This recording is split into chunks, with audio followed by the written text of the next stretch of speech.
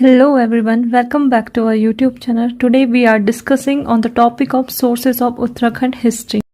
आज हम देखेंगे उत्तराखंड की हिस्ट्री की जानकारी हमें कहाँ से मिली है। इसको हम 3 पार्ट में डिवाइड करेंगे। पहला पार्ट क्या होगा आपका? पहला पार्ट होगा आपका आर्कोलॉजिकल एविडेंसेस, ठीक है। सेकंड पार्ट होगा आपका क्या? लिटरेचर। थर्ड पार्ट होगा आपका क्या? फोक ट्रेडिशंस, ठीक है। तो इसको हम एक एक करके डिस्कस करेंगे। पहला पार्ट हो गया आपका कॉइन्स, ठीक है। इसी में आता है आपका आर्कोलॉजिकल एविडेंसेस में इंस्क्रिप्शंस, रॉक एडिक्ट्स और टेम्पल्स, ठीक है। तो पहला आपका कॉइन्स। जो आपका कॉइन्स है, आपको पता है जो उत्तराखंड है, उत्तराखंड में हमें ज़्यादातर कौन से कॉइन्स मिले हैं? आपका रजत मीन्स सिल्वर कॉइन्स, ठीक है। तांबा का, ठीक है। कॉपर के कॉइन्स मिले, ठीक है। मोस्टली ये किस रिलेटेड थे? किस डायनेस्टी से रिलेटेड थे? ये आपके थे कुरिंद, ठीक है, कुरिंद डायनेस्टी से, और दूसरा योद्धाई डायनेस्टी से, ठीक है। तो जो ये कॉइन्स है, ठीक है, इनके जो कॉइन्स है क्या दर्शाता है? ये आपका एडमिनिस्ट्रेटिव पॉलिटिकल सिस्टम, सोशल और इकोनॉमिक कंडीशन बताता है, ठीक है। कैसे? फॉर एग्जाम्पल, जैसे आपको पता है, जैसे कुषाणा के टाइम था, ठीक है, कुषाणा डायनेस्टी जो थी, उस टाइम पे क्या होता है? आपका जो गोल्ड कॉइन था वो प्योरेस्ट गोल्ड फॉर्म में था, ठीक है। तो उस समय क्या इशू आता आपका? प्योरेस्ट गोल्ड कॉइन इशू आता। फिर गुप्ता पीरियड आया आपका, है ना, गुप्ता डायनेस्टी आई। उस टाइम पे आपके क्या गोल्ड कॉइन्स क्या होते हैं? इशू हुए थे इन लार्ज अमाउंट्स।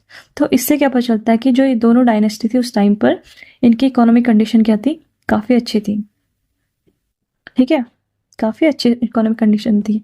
फिर दूसरा आता है आपका जैसे मेनेंडर, है ना। मेनेंडर ने क्या करा? जो इसके कॉइन्स थे, इसने अपने सिक्कों पे क्या लिखा दिया था? धर्म चक्र परिवर्तन। तो इससे आपको क्या पता चलता है? इससे पता चलता है ये बौद्ध धर्म को मानता था, ये बौद्ध धर्म का फॉलोवर था, ठीक है। फिर दूसरा आता है आपका कनिष्क।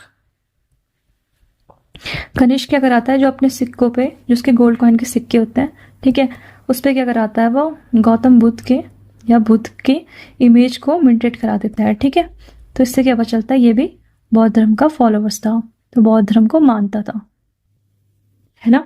तो इससे हमें क्या क्या पता चला? कॉइन से आपका हमें उनके एडमिनिस्ट्रेटिव पॉलिसी के बारे में पता चला, उससे हमें उनकी इकोनॉमिक कंडीशन के बारे में पता चला, उससे हमें उनका समाज के बारे में पता चला, उससे हमें उनके रिलीजन के बारे में पता चला, क्या धर्म था क्या नहीं था, ठीक है।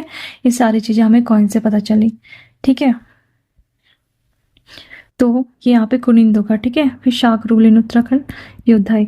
फिर क्या था आपका? मेडिवल डायनेस्टीज, जैसे आपके चंद थे जो आपके ईस्ट साइड राज कर रहे थे, ये वेस्ट साइड आपके परमार डायनेस्टी राज कर रही थी, जो कि आपकी दिल्ली सल्तनत के पैरेलल थी, ठीक है।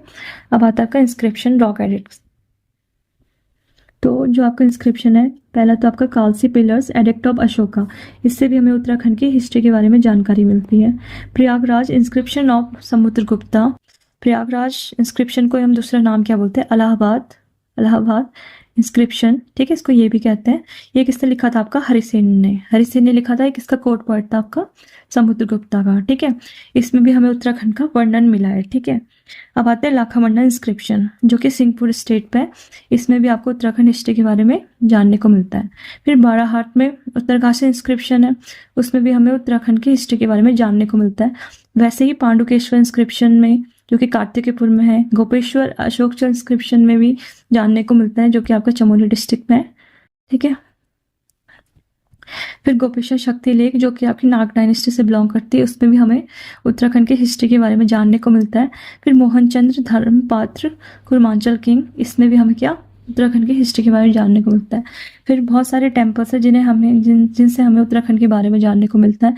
बद्रीनाथ, केदारनाथ, सोमेश्वर, बागेश्वर, अल्मोड़ा, रघुनाथ जी टेम्पल, देवप्रयाग। यहाँ एक कॉपर इंस्क्रिप्शन है, ठीक है, किसके टाइम का? आपका मान शाह के टाइम का कॉपर इंस्क्रिप्शन है। उसमें भी हमें उत्तराखंड के वर्णन मिलता है, उत्तराखंड की हिस्ट्री के बारे में जानने को मिलता है। आपका जो मानवता काव्य है ना, मानवद्या काव्य, जो कि आपकी किसने लिखी थी? भरत कवि ने लिखी थी, ठीक है।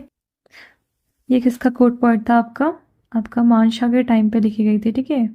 मानशाह का कोट पॉइंट था, और इसमें आपका उत्तराखंड की हिस्ट्री के बारे में जानकारी मिलती है, ठीक है। फिर आते हैं हम सेकंड पार्ट पे, जो कि आपका है लिटरेचर। लिटरेचर में आपके दो पार्ट आएंगे, रिलीजियस लिटरेचर, दूसरा आएगा आपका सेकुलर लिटरेचर। ठीक है, रिलीजियस लिटरेचर में क्या आएगा आपका वेदास, पुराणास और टेक्स्ट लाइक महाभारतास। जैसे वेदास में क्या क्या है आपका, ऋग्वेदा में भी आपकी क्या उत्तराखंड के हिस्ट्री के बारे में जानकारी मिलती है, अथर्ववेद में भी मिलती है। ब्राह्मणा क्या है आपका, जो वेदा के ब्राह्मण लिखे गए थे उसमें भी आपकी जानकारी मिलती है। जैसे ऐत्र ब्राह्मणा, शतपथ ब्राह्मणा, जो कि आपका यजुर्वेद से बिलोंग करता है, उसमें भी लिखा गया था आपका, उसमें भी आपका वर्णन है। ठीक है, उत्तराखंड की हिस्ट्री का।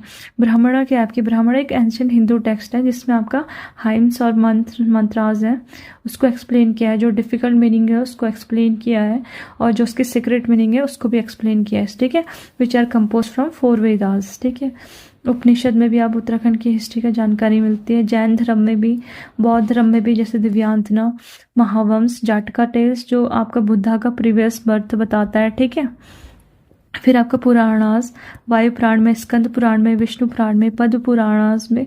ठीक है, इन सब में आपका उत्तराखंड की हिस्ट्री के बारे में जानकारी मिलता है, उत्तराखंड का वर्णन मिलता है। ठीक है, फिर टेक्स्ट लाइक महाभारत, ठीक है, इसमें भी क्या उत्तराखंड का वर्णन मिलता है। ठीक है, फिर आया आपका सेकुलर लिटरेचर। इसमें क्या क्या है आपके, कालिदासा कौन थे आपके, ये चंद्रगुप्त सेकंड के नवरत्न में से एक नवरत्न थे। ठीक है, एक रत्न थे। ठीक है, 9 जेम्स।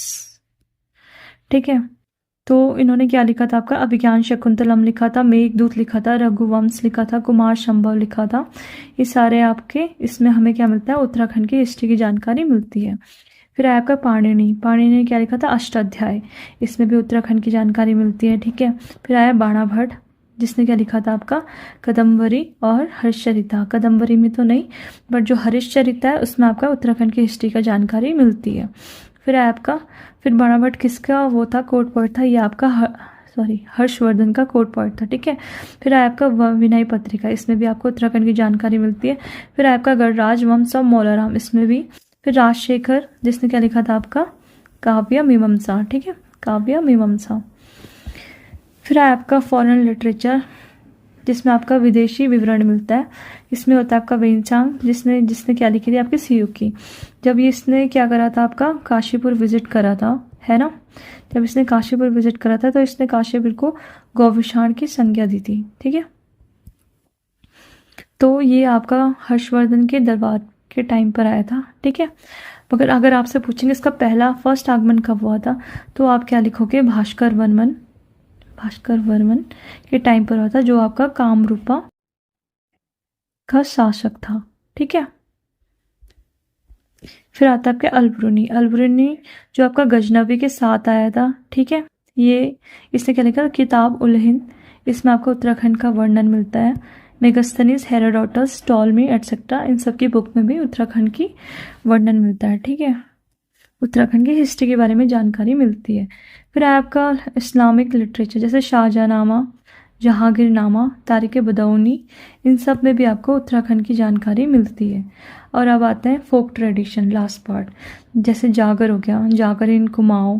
ठीक है, जीतू बगडवाल इन गढ़वाल, गोरख्याणी, स्टोरीज ऑफ राजा हरु हित, आचरी एटसेट्रा, ये आपकी डिफरेंट स्टोरी को रिप्रेजेंट करती है। ठीक है, इन सब से भी हमको उत्तराखंड की हिस्ट्री की जानकारी मिलती है। ठीक है, तो हमने ये वाला पार्ट पूरा कर लिया है। ठीक है, अगर आपको ये पार्ट अच्छा लगा है उत्तराखंड का, तो हम जल्द ही नेक्स्ट पार्ट भी लेके आएंगे। ठीक है, thank you so much everyone.